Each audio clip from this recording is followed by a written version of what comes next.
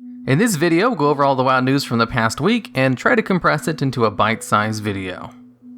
The weekly event for this week is World Quests. Complete 20 World Quests to get 1,000 war resources, and 50% increased reputation from doing World Quests. The world boss for this week is Warbringer Yanaj. One of the things of note for this world boss is that he drops a strength trinket, if you're a class that can use that. And the archaeology bi-weekly for this week is still for the Wormy Tumpkins pet, which I might add is a really good pet, and totally worth doing if you don't have one. The WoW's 14th anniversary will be ending sometime this week.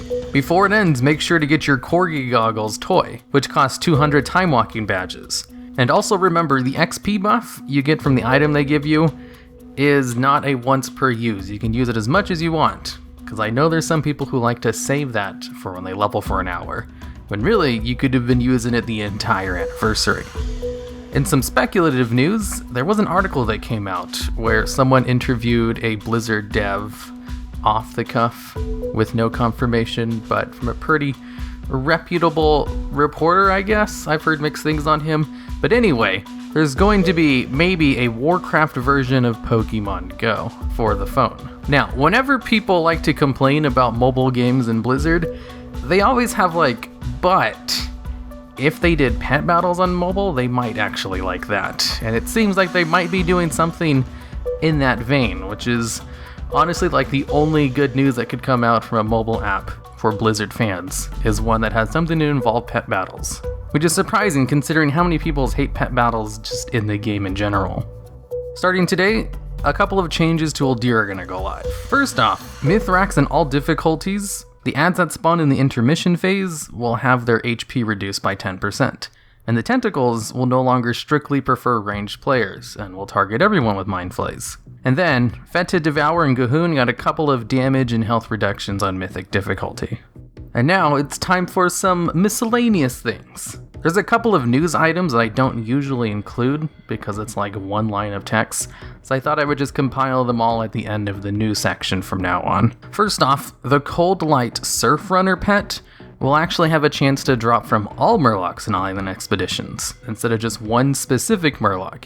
The PvP season will be ending in January 2019, and not with the next patch. The Alliance War Mode bonus will be increased to 30% in patch 8.1, and dungeon difficulties and gear will be increased with Season 2 in patch 8.1, where normal gear will be 340, heroic will be 355, and Mythic 0 will be 370.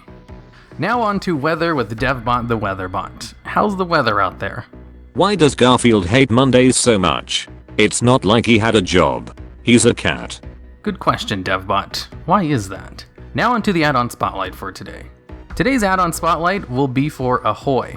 Ahoy is an Island Expedition add-on that will show you exactly which mobs drop what when you click on them in Island Expeditions. This is incredibly useful if you're trying to farm something specific and you don't know if the mob will drop it or not.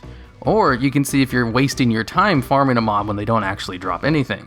The add-on also shows you how many of the mobs you've killed. That way it's easier to track if you've been farming the correct mob a significant portion or not, and will give you a little window of all the items you did obtain at the end of the match. This add-on is relatively new, so you probably haven't seen it yet, and I highly recommend it if you're farming Island Expeditions for all the rewards. And now for this week's YouTuber shoutout. This week we'll be doing it on Ant on a Nose, who is a machinima channel that recently created a mock ending to Battle for Azeroth cinematic. It's a really well done cinematic that is just kind of making fun of how Battle for Azeroth might end by showing something very similar to the end of Mist of Pandaria. And, well, just watch the video for yourself because it's actually kind of funny. And with that, I'll see you all next week.